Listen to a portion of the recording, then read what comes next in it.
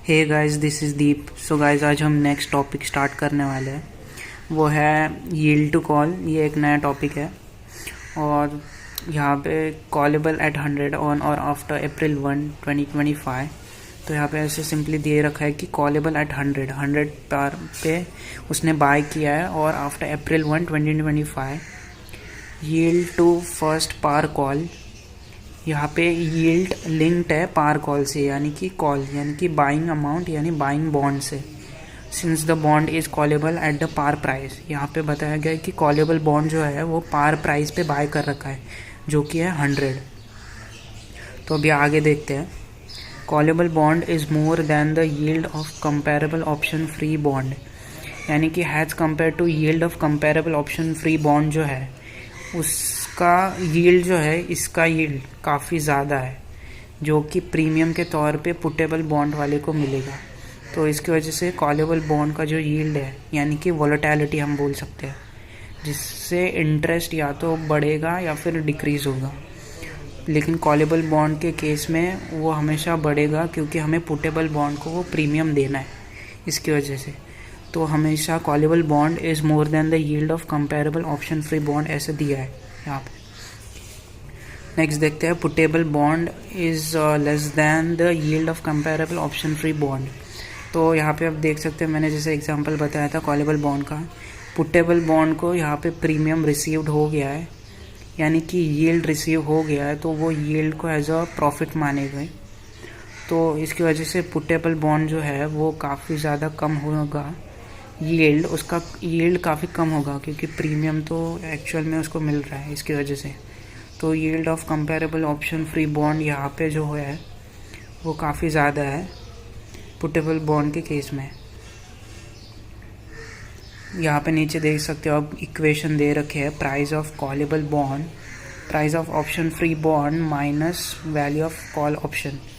तो यहाँ पे कॉल बॉन्ड कॉलेबल बॉन्ड है जो कि बाइंग बॉन्ड है, तो यहाँ पे माइनस सिंबल दे रखा है। क्योंकि हमने प्रीमियम दिया है किसी को, इसकी वजह से हमने यहाँ पे माइनस कर रखा है दोनों को, ऑप्शन फ्री बॉन्ड और वैल्यू ऑफ कॉलेबल ऑप्शन को। नेक्स्ट देखते हैं, price of puttable bond, price of option free bond plus value of put option. यहाँ पे ऐड इसलिए किया क्योंकि यहाँ पे प्रीमियम कॉलेबल बॉन्ड ने दिया है पुटेबल बॉन्ड को, तो इसकी वजह से पुटेबल बॉन्ड जो है वो मार्केट में ट्रेड हो रहा है ऐड करके, जो कि प्रीमियम रिसीव्ड हुआ है। यहाँ पे आप देख सकते हो यील्ड ऑफ कॉलेबल बॉन्ड, दो जो यील्ड है, यील्ड यानी एक टाइप का इंटरेस्ट रेट हो गया, वो yield of option free bond यहाँ पे ऐड हो गया कॉलेबल बॉन्ड को। क्योंकि वहाँ पे एज अ एडिशन यानी कि प्रॉफिट उसको मिला है, लेकिन काफ़ी ज़्यादा वोलेटिलिटी की होने की वजह से भी एडजस्ट करना मुश्किल होगा। तो इसकी वजह से यहाँ पे स्प्रेड निकाला गया है, बिड माइनस आस्क। तो यहाँ पे मोस्टली यील्ड दिया है, तो इसकी वजह से कॉलेबल बॉन्ड जो है वो ऐड करना पड़ेगा हमें। और यील्ड ऑफ पुटेबल बॉन्ड जो है वो सबसे लोएस्ट है, यानी कि बाय चांस अगर आपको प्रॉफिट हो भी गया तो आपको पार वैल्यू में प्रॉफिट होगा, नहीं तो आपका नेगेटिव प्रॉफिट हो सकता है यील्ड की वजह से, क्योंकि आप पुटेबल बॉन्ड खरीद रहे हो इसकी वजह से। तो yield of option free bond हमेशा माइनस करना पड़ेगा आपको, जो कि चारों में से सबसे लोएस्ट है ये वाला। तो आपको ये समझना है, आपको ध्यान में रखना है ये बातें। तो अभी यहाँ पे नेक्स्ट देखते हैं, बेंचमार्क स्प्रेड। ये टॉपिक है कि बेंचमार्क स्प्रेड एक्चुअल में होता क्या है। स्प्रेड यानी बिड और आस्क होता है। तो यहाँ पे गवर्नमेंट बॉन्ड और कॉर्पोरेट बॉन्ड दे रखा है, उसके इंटरेस्ट रेट यानी कि यील्ड्स दे रखे हैं, कितने यील्ड तक जाएगा वो। तो 10 ईयर का गवर्नमेंट बॉन्ड 3.5% है और 10 ईयर का कॉर्पोरेट बॉन्ड 5% है। तो कॉर्पोरेट बॉन्ड ज़्यादा यील्ड प्रोड्यूस कर रहा है, तो इसके बीच का स्प्रेड जो है वो 5 माइनस 3.5 है, जो कि है 1.5% और 150 बेसिस पॉइंट्स। तो इसको एज अ 150 बेसिस पॉइंट्स के ऊपर भी लिख सकते हैं। बेसिस पॉइंट्स यानी परसेंटेज का ही एक नॉर्मल सा वर्जन होता है, हम बोल सकते हैं, जो कि हम परसेंटेज करके नॉर्मली ऐसे फाइंड आउट करते हैं पूरी वैल्यू में इंटू 100 करके, तो 150 आ जाएगा मोस्टली यहाँ पे, या फिर इंटू 10 कर सकते हैं तो 150 बेसिस पॉइंट आ जाएगा। तो यहाँ पे 3 yield of yield to calculate 10 minus 3 तो 10 साल का बॉन्ड था और 3 साल का बॉन्ड और कैलकुलेट करने की, और 3 सालों में उसका यील्ड कितना होगा। तो टोटल 7 ईयर्स की मैच्योरिटी यहाँ पे निकालनी होगी, जिसको हम बोल सकते हैं जी स्प्रेड। जी स्प्रेड हम इसको बोल सकते हैं 7 ईयर्स ऑफ मैच्योरिटी का। यहाँ पे आप देख सकते हो इंटरपोलेटेड स्प्रेड दे रखा है, आई स्प्रेड दे रखा है, corporate bond and interest rate, swap rate वगैरह, ये सब इंटरेस्ट रेट और स्वैप रेट के बारे में होता है। यहाँ पे लिखा है it is use when government bond not actively traded. तो जब भी गवर्नमेंट बॉन्ड ट्रेड नहीं होता है, यानी कि सिर्फ कॉर्पोरेट बॉन्ड ही होता है कैलकुलेट करने के लिए, तभी हम ये यूज़ करते हैं आई स्प्रेड करके।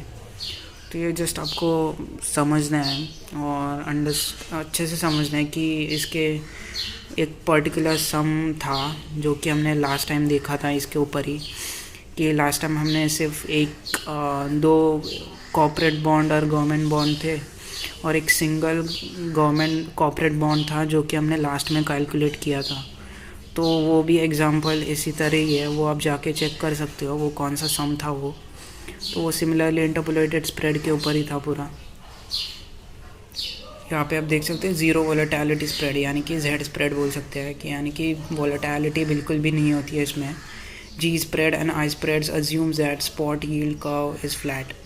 कहेंगे जी स्प्रेड और आई स्प्रेड जो होते हैं वो वोलेटिलिटी के हिसाब से, यानी कि यील्ड के हिसाब से जो फ्लैट होता है, यानी कि पार वैल्यू के ऊपर रहता है।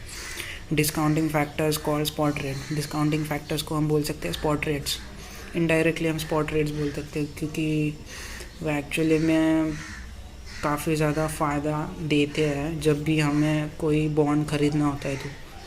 तो इसकी वजह से यहाँ पे ज़ीरो वोलेटिलिटी स्प्रेड दे रखा है। तो एक कॉन्सेप्ट होता है, एक सब्सिडरी कॉन्सेप्ट हो गया कॉलेबल बॉन्ड और बुटेबल बॉन्ड का, इसलिए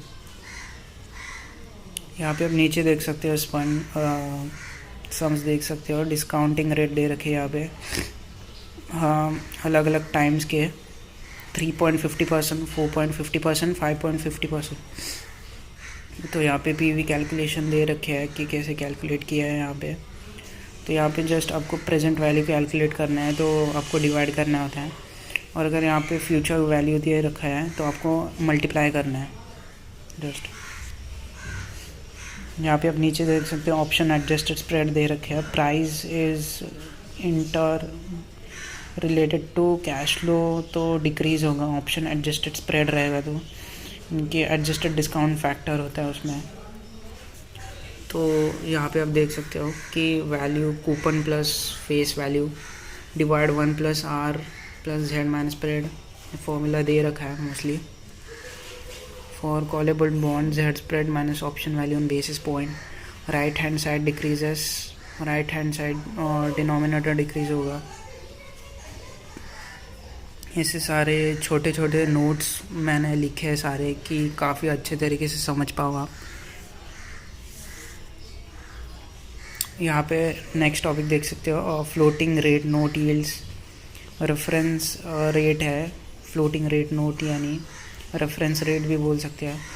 तो इसमें क्या होता है कि क्रेडिट रिस्क बढ़ जाता है और मार्जिन भी काफ़ी ज़्यादा बढ़ जाता है उसका, फ्लोटिंग रेट नोट्स का। फ्लोटिंग रेट नोट्स यानी कि यील्ड हर टाइम चेंज होते रहता है, ऐसा बोल सकते हो, यानी कि रेफरेंस रेट होता है एक टाइप का, जो कि मार्केट में हम बोल सकते हैं कि एक टाइप का अजम्पशन होता है कि इसको अज्यूम करके हम चल सकते हैं, तो उसको एज ए रेफरेंस रेट बोला जाता है कि अजम्पशन करके हम एक रेट निकाल सकते हैं, यानी कि एक बेंचमार्क सेट कर सकते हैं कि ये रेफरेंस रेट है।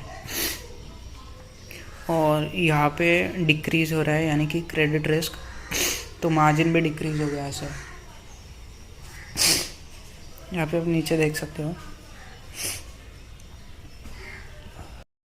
सो गाइज़ यही था वीडियो। सो गाइज़ आपको पसंद आ रहा है तो लाइक शेयर और सब्सक्राइब ज़रूर कर सकते हो, और ऐसे ही नए कॉन्सेप्ट समझने के लिए आप मुझे सब्सक्राइब कर सकते हो।